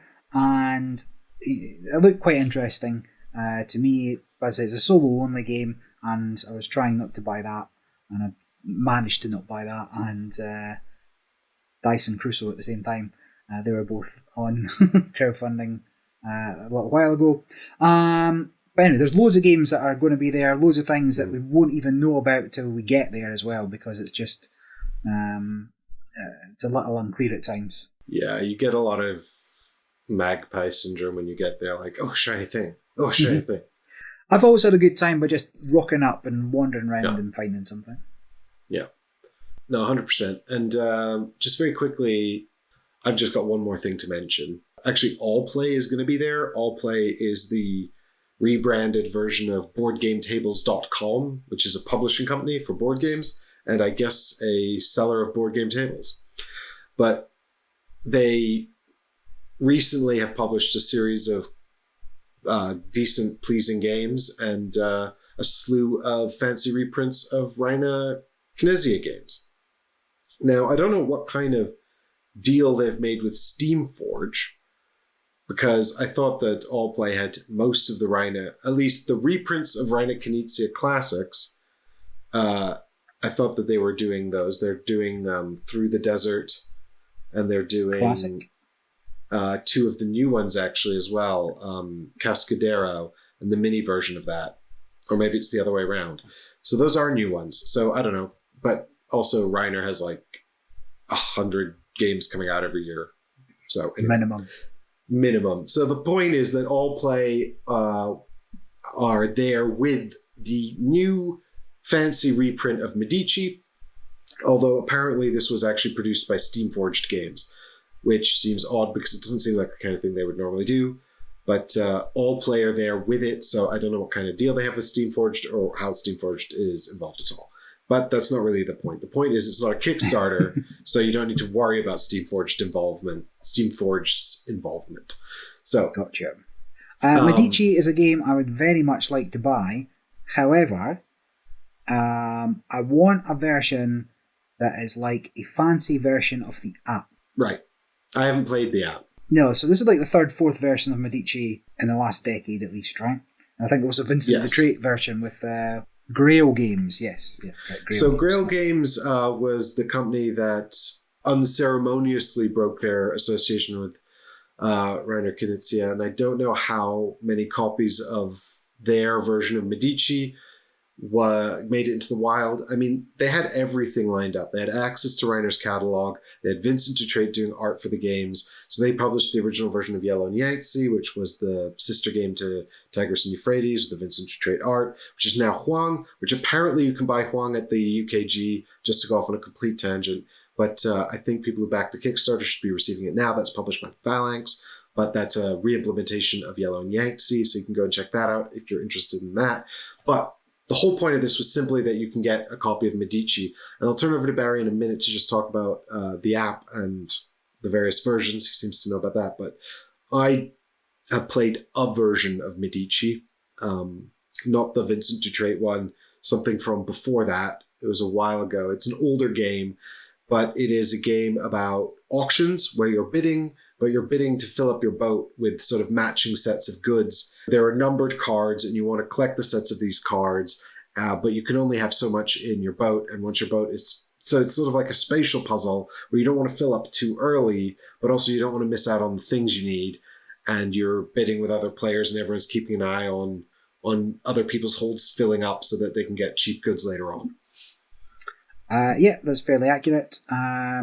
This version is, I think, cards again. So the app, and the reason that I want a real life version of the app that's good. So first of all, your player board's like a little boat, and it's just a boat with 5 spaces on it, right? But it's a little boat. Yeah. And then the game's played over a pier, right? And just a pier down the middle, just a bit of wood, just a bit of cardboard. That's all I want. And then the pieces, though, are not cards. I want little wooden pieces with crates on the back that you flip over, and then they'll reveal fur 3, or cloth 1, right? Flip it over, and I want it to be a wooden piece, not a card. And then the coins and stuff, I'm not so, I don't care about so much, and the score tracker for how many goods you've got. Again, I don't overly care what that looks like too much, but that has to be wooden pieces that you flip over for the crates. And I'd like it to be themed along the lines of you've got your boats around the pier as goods arrive that you're bidding on. And that's what the app has. And it's the version I've played the most, like hundreds of games. It would have easily been one of my most played games at one point. Still might be, to be fair. And there's nobody's come close to that aesthetic. And I won't buy it unless I think it's at least as good as I have in my mind. So this will be another version I'm passing on, I think. Before we move on from Medici, what is the deal with... You bid on like a set of goods, right? Each round, effectively, everybody's got 5 slots on their boat to fill. Yeah. And then on your turn, you can elect to, one by one, flip over a good. And then at any point, you can stop flipping and call the auction. So but the number of goods you can flip over is between 1 and 3. Or the amount of available spaces you have on your boat. If you only have 2 spaces, you can only flip a maximum of 2 cards. Or 2. Right. And then the auction goes round, starting with the player on your left, so you're always last to bid. So you'll know what you have to pay for it. And that's where, if you can outlast everybody, whatever you get last, you can bid, you get for free, effectively. Or get for 1 to get it. But anyway, after everybody's filled their boats, because you have to fill your boats, and there's a couple of special tiles as well you might want to chase down, then you work out who's got the greatest value of goods in their boat, regardless of type. And the numbers are between 0 and 5 on each of the tiles. So you might have a 0 furs or a 5 furs, for example. But then you work out whoever's got the most, including the special 10-pointer token, and they get the first place prize for that round, which is points. Right? But then you add up, for every good that you have on your boat, you move up that track, and then based on your position on that track is how many points you'll get. And so it's just different ways of getting points, and different things to go for. Obviously, in an ideal world, you'd get 5 of the same type that are all 5s, right? So you get a 25-point boat, which is most likely going to get you to win, and you move all the way up on that track, and then you don't really have to worry about it again for a few rounds, because you'll still be number 1 on that track for a couple of rounds, which is impossible because there's not 5 5s, but with a single type. And obviously, if also goods can go round, so let's say you flipped over a 0, and a 1, so 0 far, 0 cloth, 1 grain, nobody's bidding on that, right? It's going to come back round to you, and then you could either get it for $1, or pass, and then at some point you run out of goods, so it might be that you won't fill your boat. So at some point you have to decide, well, is it worth it just taking these subpar goods? And the things that you're worried about is, well, I'm not in contention for furs, so I want the other 2 goods that are being bid on this turn. If you've only got 2 spaces left in your boat and somebody's flipped over 3 things to bid on, you don't even get to bid. So I think it's a very pure, very distilled auction game. And actually, Knizia does that very well. I think, if I was going to break my buying no games rules, Ra might be up there as well as another Knizia auction game. But I think a good version, the version of Medici that's in my head, I would buy. Yeah. And I don't know if that version will ever come to pass, but I'm a fan of Rainer Knizia. I'm a fan of his auction games. I have my nice fancy 25th century Pharaoh edition of Ra, so I probably won't be picking up Medici, although I have enjoyed playing it in the past. It's just, I've also got Amun-Re, the recent 10th anniversary edition of Amun-Re that Alley Cat put out, and that's really nice as well. That's a much bigger, heavier game than Medici or Ra. Played that at the Expo last year. It was good. But I think between Ra and Amun-Re, I don't really need another one. But Medici, it's more calculational than Ra. Ra has the sort of really strong push your luck element. But I do think that Medici, the auctions are very nail-biting because you just, you just don't know when those lots are going to come around, if the lot you're actually waiting for is ever going to manifest. And towards the end, if you haven't got anything that you wanted, you really feel the pressure to buy something before the goods run out. It's definitely a nice game. Agreed. Right. And All Play do really good productions as well. Their productions have been solid. Yeah, I imagine this production's really nice. It's just not what I have in mind. Yeah, you've got a very specific thing in mind. I might end up time to start a company. It's time to start a company. And email Mr. Knizia. So, Doctor, you didn't go through 7 years of medical training. Dr. Knizia, that's right. Good. So let's move on to the final thing of this podcast, I think. You got anything else you want to say about UKGE? Nope. Yeah, if anybody recognises me, I'd be surprised, but I'm always happy to chat. Maybe see you there. Likewise, if you spot me wander around the halls, or if you see me over at the Game Toppers stall, do come over and say hi. Always happy to chit-chat about games. And for a small fee, get a handshake. So, the final part of this podcast, I think, is going to be our discussion around a game that is currently on BGA and coming to Gamefound 2 days before this comes out. So it will have just launched on Gamefound. And this is the new Euro game from Euro designer Nestor Mangone, Stupor Mundi. And this is published by Quind Games. And there will be some kind of crowdfunding deluxeification version and probably a retail edition as well, because that's usually how things worked. Is Quind Carnegie? Quind did do Carnegie, yeah. No, that's a nice production. I'm a big fan of their productions. They also did the Carson City Big Box, which I really like. Not played it, but yeah, I've seen it. Slick. Both of them are games by Xavier Georges, who I like as a designer. So you maybe know Nesta Mangone from the Darwin's Journey co-design he did with Simone Luciani, from the other co-design he did with Simone Luciani, Newton, or from his solo efforts, Autobahn from Alley Cat Games. But if you want to see a bit more about Darwin's Journey or Newton, you can go and check out the Ready Steady Played review on the channel that I did for Darwin's Journey, where I talk about that. But this is a solo effort, and there's a lot of similarities in the Eurotastic points extravaganza, comboing, action efficiency that will feel familiar if you've played Newton or Darwin's Journey or that sort of thing. Other games that sort of sit in my mind are the Stefan Felds, like Marrakesh or Bonfire. Games where you've got one action on your turn, but if you trigger this, you'll get that, which will trigger this, which will trigger that, which will do another thing. Tilitum as well, which is also co-designed by Simone Luciani and Daniele Tascini, if you played that recently. So where this differs from those games, and in the game you are, I guess, medieval lords of some description. I'm not very good at this kind of historical context, especially for these abstract Euros.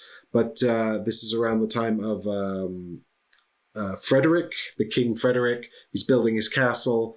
Frederick II. Frederick II, thanks, Barry. Do you know Holy about Roman this? Emperor. Yeah, Holy Roman Emperor. King of Germany, King of Italy. Do you want to explain what's going on then? No, he's a man of extraordinary culture. So Stupor Mundi means wonder of the world. And that was how he was called by his contemporaries. He's arguably the first sort of major king of Europe type thing. So in this game, I think we play as his allies, his vassals. That's the word, right? And Frederick, Holy Roman Emperor Frederick, which I knew, obviously, I was testing you all. He's building his own castle and amassing his own followers. And so he's sort of collecting these things that mirror your game state as well. So there's resources in the game. You're managing two sort of goods, which are stone and wheat or grain. And you're also managing a pool of money that can be used to purchase cards and do trades for goods, which is useful. Structurally, on your turn, you'll play a single card from your hand onto your player board, and this can be played face up for the action on the card, which is usually a few good things, or you can play it face down, and it will slot into your player board under two action symbols, and you can trigger one of the adjacent action symbols. There's a little bit of sort of spatial considerations going on here. So over the course of the game, you can swap out the cards in your hand for better cards, sort of thus improving your pool of actions that you can take. You will also be building a castle on your player board. This will involve two steps: removing pieces from tracks and putting them onto a area where you're actually building physically the castle out of the pieces. And when you remove a piece, you might unlock a space that allows you to do something, or you might trigger an ability that allows you to do something else, hence this action comboing, action chaining kind of deal. And when you put it down on your game board, you may be unlocking a power or an income or something like that. In addition to that, the playing of the card, you will also be sailing a ship around the European oceans, I guess. I don't know. Around the Mediterranean? Is the Mediterranean, Barry? Not too many oceans in Europe, but yeah. Yeah, no, there's no idea. Are you sailing around the Mediterranean, though? Yeah. Where'd you hit? Byzantine and Rome. And probably Sicily. I would imagine Sicily. So you're sailing around the Mediterranean, I think. But the way this actually functions is effectively you're going between cities and you're accessing a very limited marketplace that contains one of these advanced action cards you can swap into your hand, a follower, who are crucially important, more on that in a minute, and also trading of goods. So the trade deals will change based on the city you come to. But you have to pay money to move around the board. So you can sail around for free very slowly, or you can advance more quickly for money, or you can stay put for free as well. And obviously there's a little bit of argy-bargy competition between players here to, first come, first served on these marketplaces.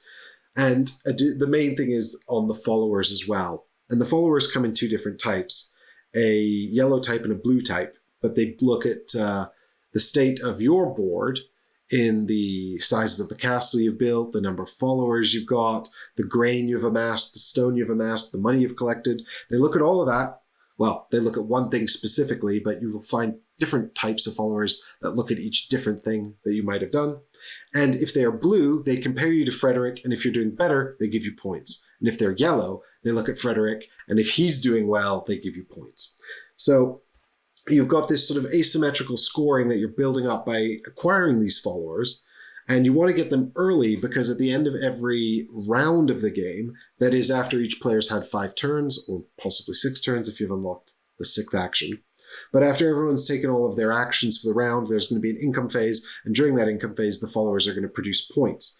And they're going to produce more points if you meet their asymmetrical conditions. And you want to get them early doors so that you can trigger these incomes as much as possible to get the highest score. However, once you've committed to the follower, you cannot change it. So it lives on your player board for the rest of the game, and you must try to meet its criteria in order to get the most points. But everyone's trying to frustrate that process by taking away Frederick's stuff or trying to give him more stuff so that your stuff is less good in comparison. So you're always paying attention to what other people's followers do and trying to frustrate their point scoring while enabling yours. Seems like a reasonable summary to me. So we played this together at 2 players. I also played it, I played half a game at 3 players. And then we played it a few times solo each as well, didn't we? All on BGA. Yeah, I mean, I'm up to about 8-10 plays solo, although I had to quit a few due to Board Game Arena bugs. Yeah, so there was sort of, and this is, and I want to talk about it because we played it quite a lot, and I found it quite an interesting setup. But just of note was that a couple of days ago, or a couple of days before the recording of this, which is probably about a week before you're hearing it, there was a big update to the game on BGA. And the game did seem very much sort of like in its final form, actually, quite well developed and far along. And then Nestor Mangone posted an update on the BGA page saying that certain elements of the game and certainly timing considerations in terms of the game's length were not where he wanted them to be.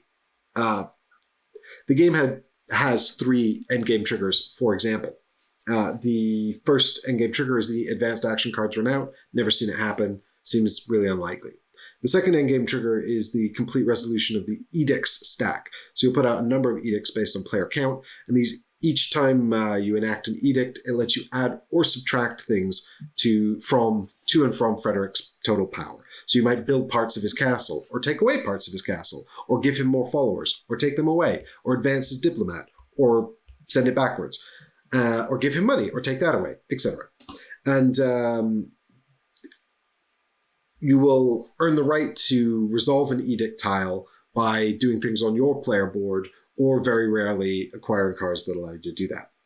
But once those edicts are all resolved, that will mean that will trigger the end of the game. This will be the final round, and also no one can change Frederick's game state anymore. Sad. So the final way to end the game would be if one player completely builds their castle. And I think in all the games I'd played up until Nestor's update, someone had finished their castle.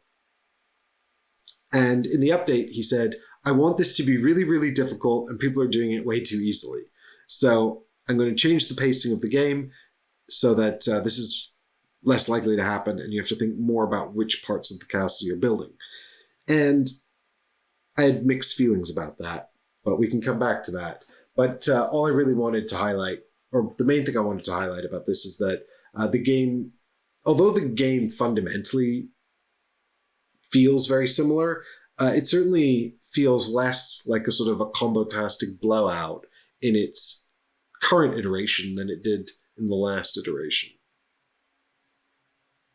Agreed, and I think about half my games were pre this update and half after, although more broke post-update, so never quite got to the end of. There's a lot of errors in the BGA implementation post-update. Correct, but I also... where do we start? So I think the sort of the headline for this is that it's, if you're into the previous designs, then this will feel entirely familiar to you, with one exception, which is this communal board that is Frederick's board, right? And a huge part of the game is looking at your opponent's followers and then trying to influence this communal board so that your points are scored and their points are not. And it becomes this points race, who can amass the most points over the course of time. Now, the second best way to get points, if you're not achieving your followers, is by acquiring cards, advanced action cards, that allow you to trade for points. And there are a bunch of these in the game, and whether you will be able to access them or not will depend entirely on which cards have been shuffled into the deck during setup and when they come out. But it certainly has a very, very, very strong element of what I think some people would describe as mean gameplay. What I would describe as, some, player interaction, but not, direct targeted player interaction, but more like, Euro mechanisms that frustrate your opponent's engines. And if that's something that sounds exciting to you, this might be interesting to you. I think a lot of people who are into the more traditional designs from this designer are probably not so inclined towards this sort of thing. Certainly, I've seen a lot of polarization in the comments on Gamefound. Yeah, I had no real expectations coming in. I've never played Tillaton, not played Newton, I've not played a variety of Darwin's Journey. So coming in with fairly blankish slate to his style or whatever, knew it was a sort of Euro game. Didn't bother reading the rules fully, just had a quick glance, and then played the solo game to try and figure it out. And other than a couple of bits where I was like, why does this cost so much? I managed to get through that. And then we played the game and you explained a little bit more about the rules. And then having played now another half dozen games, picking up the sort of more nuanced rules, like your specialists. You can have multiple specialists at the same track. Didn't realise that until a little later on. I wasn't overly keen the first couple of games. I thought I had, after our game together, so after I kind of thought I understood it, I thought I've got one more game in me for solo to try a couple of different things, and then I've got one more game in me for multiplayer, at perhaps 4 players, to really see how the back and forth of Frederick's Castle kind of goes. However, having then played another couple of games of solo, I was having quite a good time before the game broke. But now, with the update going from... So the previous version, you would finish a game in about 9 turns, was kind of what it looked like the average. And now they're saying the average is 5 turns. After the update was done, I went back to play solo. The game was done after 3 turns. And the other game I played was done after 4 turns. And I got nothing done. I was not having a good time. Not helped by the current bugs in the beta version, but it's now too short on Board Game Arena. So in real life, maybe that is enough. But I don't think it is. So I went back and I played solo a couple of times as well. And mainly because you had mentioned that you thought the solo version was very short. And I wanted to explore that. And yeah, I wanted to play more. I actually only got to play 2.5 times solo. I had to abandon the third game. I mean, I haven't abandoned it. It's unfinished. I had to leave it unfinished before the podcast because there were so many bugs. It just kept bugging out. I actually wound up filing about 3 bug reports just so I could finish the game. Right. So I just wanted to say thanks to Paramesis, whoever you are, for making the Board Game Arena implementation and for fixing those bugs and cracking on with that. I'm sure it was not an easy task, and I can't imagine that you received a lot of gratitude for that. I'm sorry I gave the implementation such a bad rating. I presume they'll be ironed out eventually, right? I mean, it's still quite a new thing, and to redo the whole thing. Yeah, exactly right. And it's worth bearing in mind that this is a beta implementation on BGA of a game that is not even yet crowdfunding, right? And so I think that's an important preface for this because, occasionally games, I think it's very, very, very good and very brave and important for the publisher to put the game out during the crowdfunding campaign, to make it accessible in some way. Whether they put it on BGA, which is my preferred platform for playing online, or whether they put it on Tabletop Simulator or Tabletopia, whatever it is, it should be free and accessible. I think it gives them a lot of valuable information about how people are getting on with the current iteration of the game, and it gives the consumer a lot of valuable information about whether this is something they're interested in supporting financially. So I just think it's a win-win for everyone on all fronts, and I think every publisher should do it. And if they don't, then I can only imagine they must be too small to afford someone to make an implementation on these platforms. Because if they're big enough to afford it, they should definitely have done it. Or the game is not yet far enough in development to make a playable demo, but that's not a great sign. So the reason for the change, bringing it to the shorter game, is obviously most of the blind playtesting effectively was done on Board Game Arena, which kind of makes sense, other than the fact Board Game Arena does hold your hand a little bit. And on there, 9 turns is really quick. Now, just to be clear, when we talk about 9 turns, what we're talking about is rounds. 9 rounds. So it's actually one player in 9 rounds would have at least 45 actions, if not more like 50 or 55. Yeah. And with the comboing pieces, you're getting a second action out of a number of those. But in real life, I can imagine that would drag. So there are pros and cons to it, I suppose. Putting it on Board Game Arena for testing. And I commend the designer for recognising that in real life. But the way of shortening it, he said changing the economy, but I didn't see many big changes to the economy. Like, you still get your cards that are just gain 1 resource in your starting deck. So you're starting as this vassal, and you get a starting deck of cards, which is the same for everyone, with the exception of 2 cards that are slightly different. And I saw a couple of the asymmetrical cards had their price knocked down a little bit. One faction gets to build a tower for 2 stone and 2 coins instead of the price on your player board. And now it's just 2 stone. But the major change is actually as you sail around the Mediterranean. It used to be that the first step was $1 or Augustalis, and then every additional step was 1 additional Augustalis. Now the first step is free.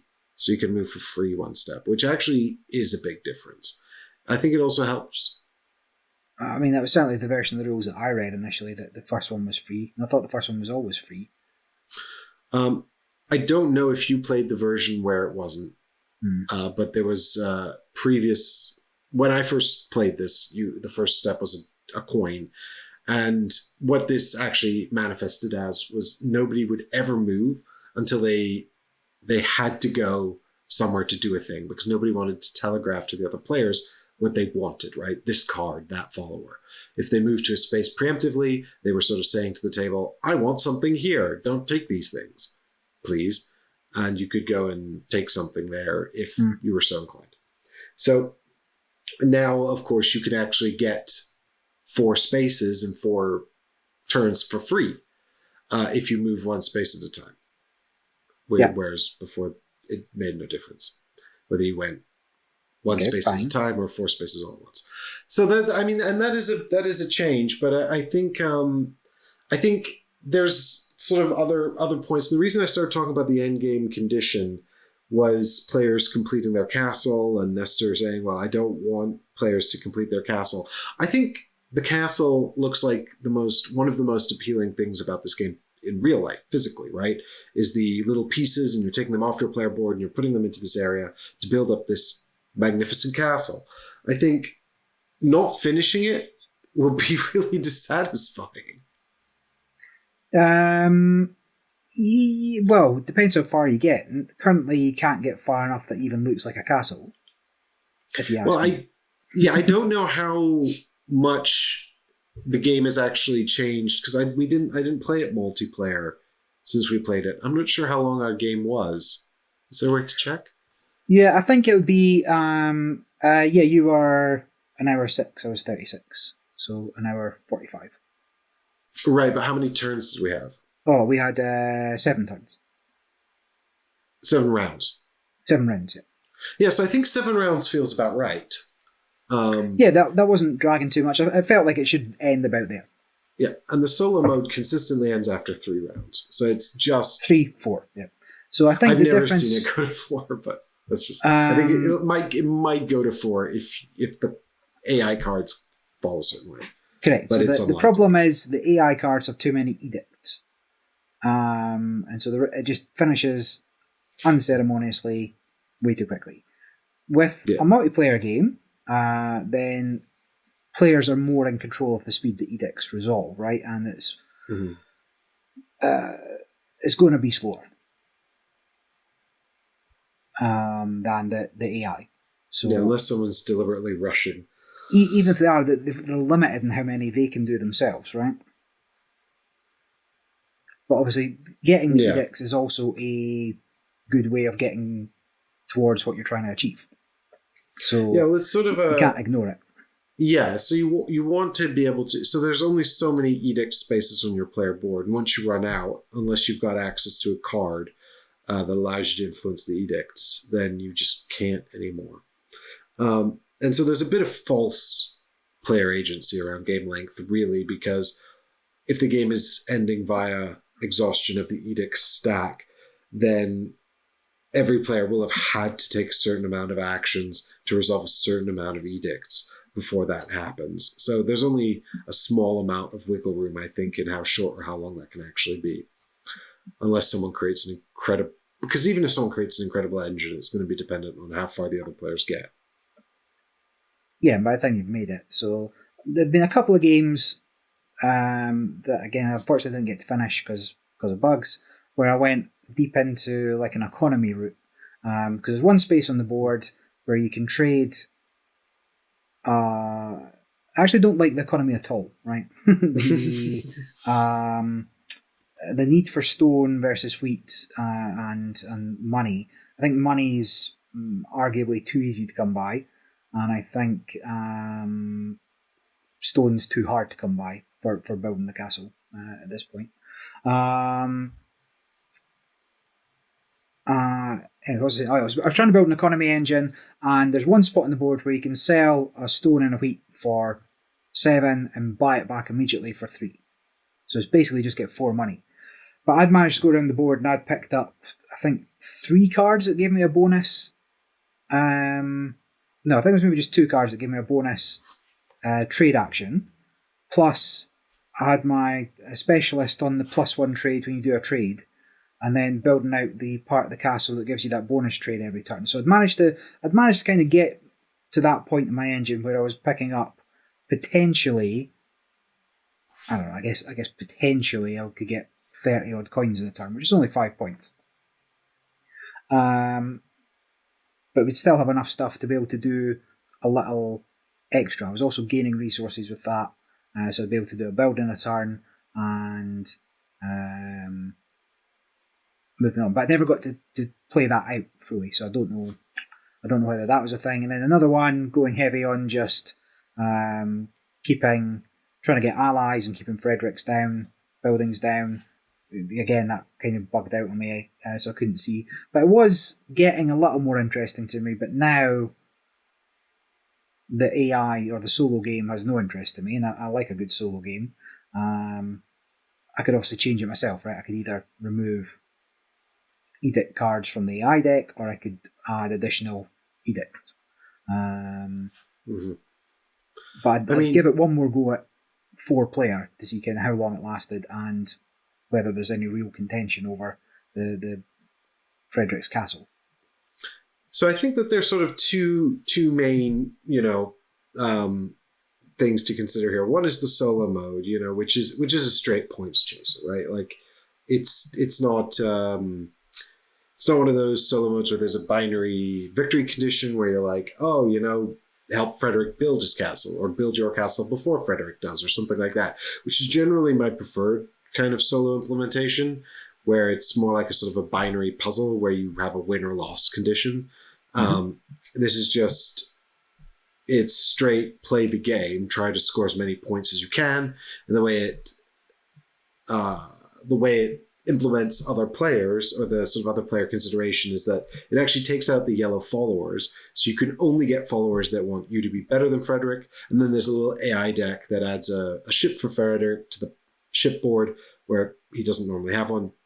And that will just sail around picking up things that you might want, like advanced action cards and followers, and just deleting them from the game. So it just kind of harasses you and annoys you. And then it implements its own edicts and always does positive things for Frederick. And of course, because you've only got blue followers in the game, you only want to do bad things for Frederick. So you're trying to grab edicts and undermine the parts of the Frederick board that you're scoring against.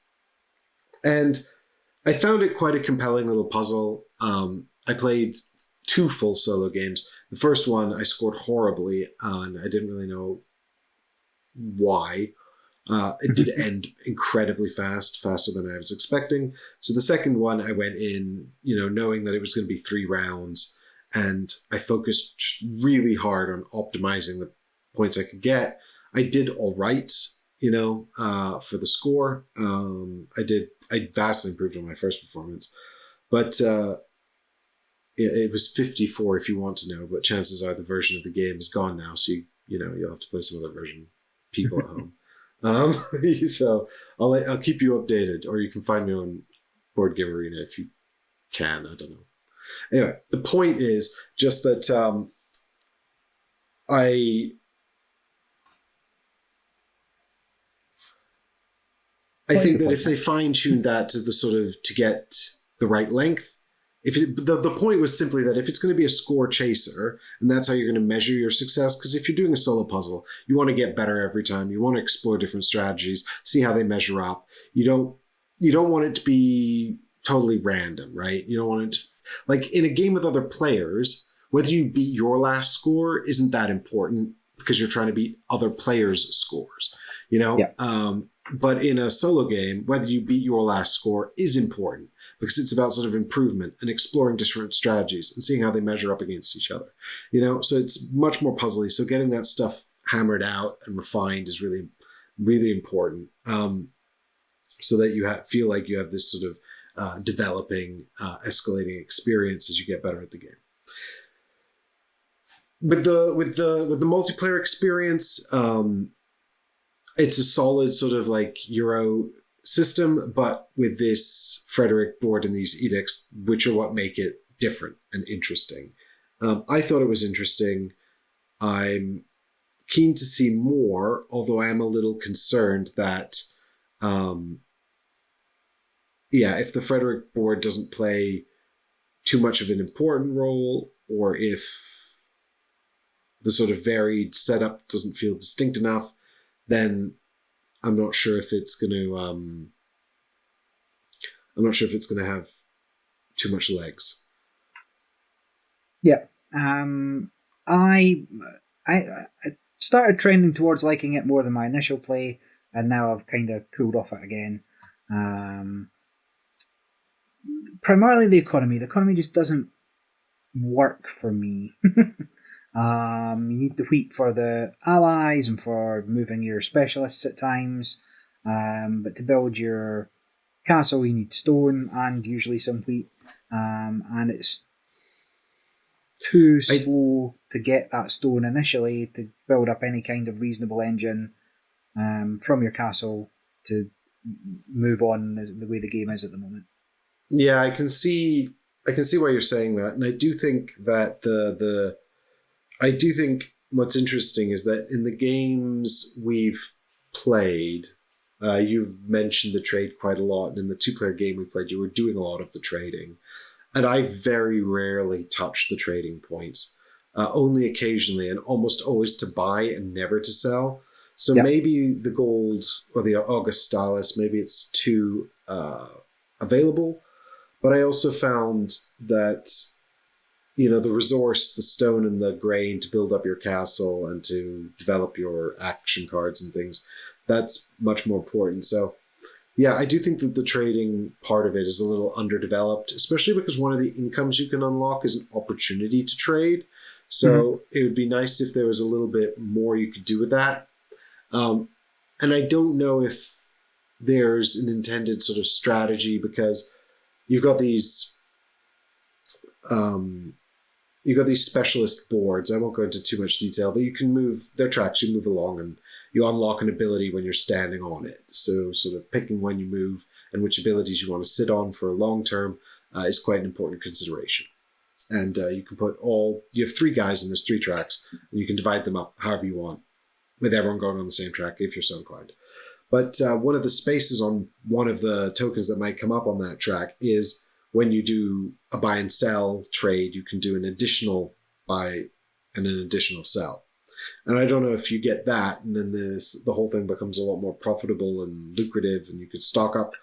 Yeah, I mean, that was kind of where I was at with the trading, and it was, like I said, 8 coins a time, or you can make 1 coin and gain a rock and a grain kind of thing. But turn 1, right? So your whole round 1, I should say. Well, sorry, Barry, just to wrap this sort of my point here up. All I was going to say was that with the buying and the selling, the thing is, if you do both sell and buy, you're typically exchanging goods and possibly earning and you're earning money and possibly exchanging goods. Like, if you're at a location that, because they never buy and sell the same thing, do they? Or very rarely. Well, just that one port that has the one of sell each. 2 things, buy 2 things. Yeah, one of each. Yeah, but so it's, unless you're just buying or just selling, and in fact, only if you're just buying, that's the only way to increase your stock of goods.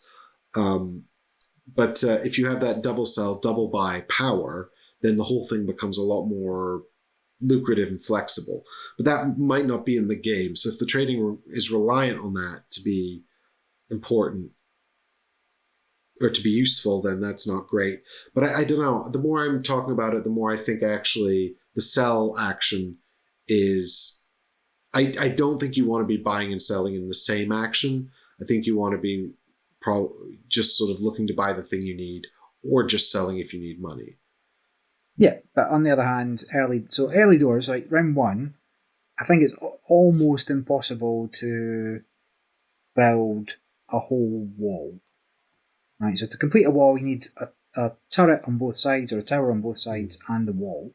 And you start with 1 tower with nothing attached to it, and 1 wall with nothing attached to it. Yeah. So to build a wall, you need at least 2 stone.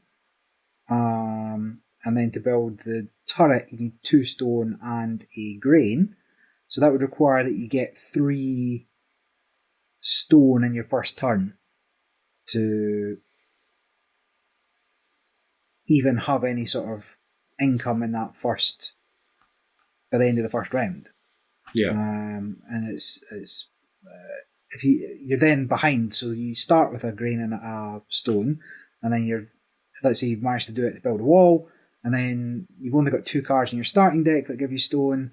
So now what do you do?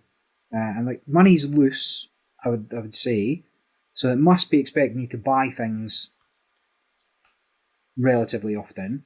So, is that free buy each round critical? I don't know, like, it does seem interesting, but I don't know. It's not grabbing me, right? It's not making me want to keep coming back. Yeah. To figure it out. And then when I do figure it out, I probably won't want to play anymore. I think there is an element here of it is in beta, because I noticed a change as well recently, actually, that I don't know if it was the same before, if it was a BGA thing, or if it's changed to the rules. But now when you complete the wall with the 2 towers, you immediately gain the benefit as well as unlocking it as an income. And in the earlier version I played, I don't think you got it immediately. I think it was just an income. So they're definitely still exploring and changing when these things trigger and how they trigger and all of that. So I think if they refine that, I think it could be a really interesting game. But if they get it wrong, and it's clearly quite tricky to balance, so I don't envy them that, then it's not going to be a very satisfying thing. I think the reason I sort of struggle to come down one way on the other, and I will keep an eye on the campaign and I'll see how it looks, and I'll see sort of what they're saying about how finished it is. And also I'm thinking about the downtime too, because I do feel like what's most appealing about this game is this argy-bargy for the points income around Frederick's board. People are adding bits to it, taking bits away. I really like the idea you have to look at everyone's followers. There was the timing considerations of, oh, you can afford this thing, or you're going to take that thing from me. That was all very compelling. I really liked that. And I liked how the action cards that give out points become available so people can kind of circumvent the follower mechanism. Although I don't think, they should be able to circumvent it entirely. That probably wouldn't be great. But so there's a lot there that I really, really like. And I particularly like this communal board that everyone's trying to influence for position. But and I do think that that's going to be the polarizing element of the game. Some people are going to really find that interesting, compelling. It's going to be like, a much less polarizing version of the merge mechanic from Ankh, right? Like some people are going to think it's really interesting and cool, and some people are going to be like, nah, you know what? I just want to be building my own little engine and optimizing my own puzzle. Leave me alone. And that's fine. I think there's plenty of games that are already doing that, which is why this is interesting. But if they don't get the balance right, if they don't get those timing considerations really tight, if they don't make the actions all feel sort of flexible and interesting and viable, then it's not gonna fly. So it's clearly still a work in progress. I'm interested to see where they go with it. I would consider backing it if it looks like they're going to do a lot more work to balance and refine. And particularly if they're saying downtime's a problem, that's something I want to keep my eye on as well, because I like how quickly it plays on BGA. I don't think I want to play this for like more than 90 minutes in real life. All right, do we want to say anything else about Stupor Mundi? No, I think that's it on that particular one. Yeah, so that's designed by Nestor Mangone, published by Quind Games via crowdfunding on Gamefound, which kicked off 20th of April, 2024. So do check that campaign out if that sounds like something that's interesting to you. But I think that's going to wrap up this episode of the Ready Steady podcast. Any final words, Barry? Yeah, Arkham Horror was great. Boats was good. For those of you playing along, following each week. Right. And then we'll get a more in-depth update from Barry in due course on that. But thanks everyone so much for listening and for spending your time with us. We'll catch you in the next episode. Have fun playing. Bye.